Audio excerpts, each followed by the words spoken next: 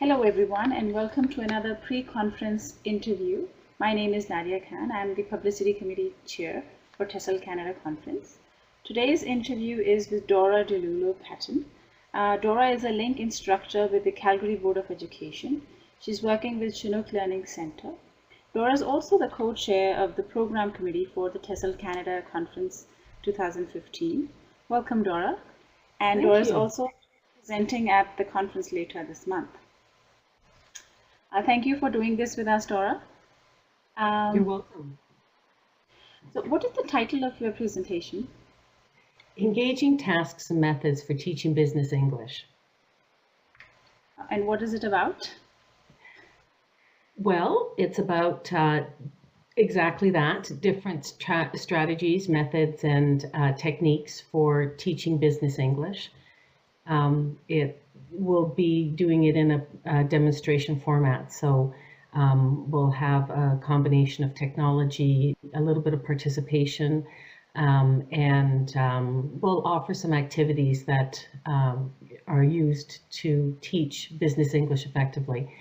And there are strategies, methods, and techniques that are actually transferable to other thematic areas. So while it's being presented for business English, it could also be transferred.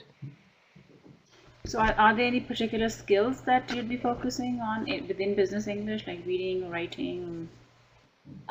It's more of an eclectic approach, or not eclectic, but holistic approach, more task-based.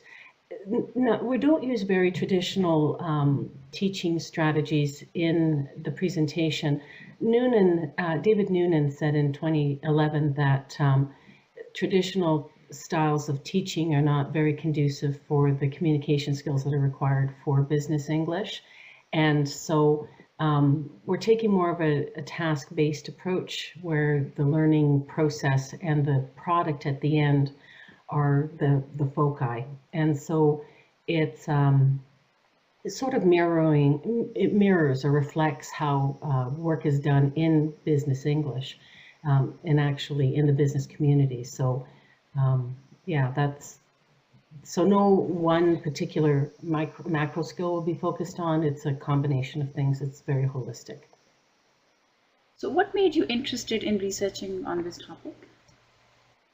I have a long history of teaching business English. I did my first English in the workplace in 1986 in Edmonton, at what was ABC then, and now it's Norquest, and then co-taught a course to teachers at Bow Valley in Calgary in 1990, and I had my own company that taught English in the workplace for about 20 years. But more recently, it's because I'm a Link teacher, and 4 of us on our team of 5 are Link teachers, and one of the areas that we need to focus on is employment and business English. And what we're trying to do is transition our students into the business world and into an employment situation. And so that's one of our themes that we focus on. And we have to look not only at the linguistic competence and providing our students with enough proficiency in language, but also cultural proficiency and making them quite aware of the different types of business culture that exists there in Canadian society. And so that's the motivation for my other 3 colleagues, Sheila, Trina, and Jane.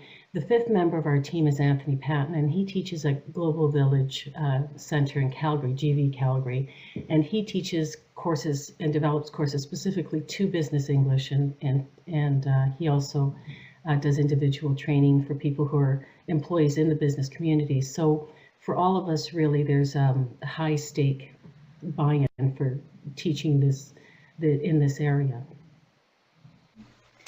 So what are a couple of key points in your presentation that you find fascinating? Well, the way that our presentation is set up is a third of it is based on technology and how to use technology for learning business skills and language related to, and culture related to the business community. Another thing that we're doing is we're talking about the cultural components in the form of proxemics. That's where space and territory have a relationship. And then we're also going to show an activity that we do called the Bear's Cave, which is our version of the Dragon's Den. So there's suasion involved there, marketing terms, and so on. And then another third of our presentation will be workshop-based, where we have the audience participating in some activities. So hopefully there'll be something for everyone. So what's your impression of Lake Louise and the chateau? Well, I'm a very outdoors person, and Lake Louise holds a very special spot in my heart. It really is the icon of the Canadian Rockies. It's absolutely beautiful. There are so many things to do there: backpacking, camping, fishing, skiing, snowshoeing. But I think my favorite thing to do there is just to have a cup of coffee and sit on a rock or be inside looking out a big window and taking in all the beauty that's there. It's very close to a lot of different places like Yoho National Park, the Columbia Ice Fields. If you're coming from Calgary, you go through two little towns, Canmore and Banff, which have a lot of things to offer people. But Lake Louise is really just a gem. It's just magical. It's a perfect place for a conference. We're very lucky to have it in Alberta. Yeah, sure. And Dora, you're also one of the co-chairs of the program committee for TESOL Canada. So I'm sure you had a good look at the program and everything. So what other presentations are you looking forward to at the TESOL Canada conference? It is impossible for me to mention one or two or even three. It's going to be a tremendous challenge to find one in each time slot, and I don't think I'll be going to my hotel room very much.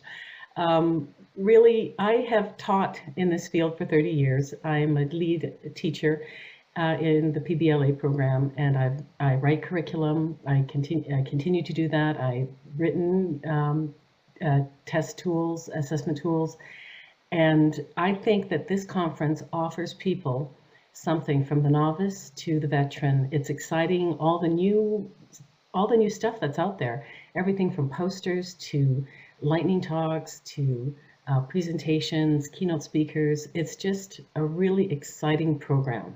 So to single out any one or two things is just impossible for me to do. Okay. So thanks a lot for doing this interview with us today, Dora. And we'll see you in Lake Louise then at the end of this month. Thank you very much, Nadia. It was a pleasure.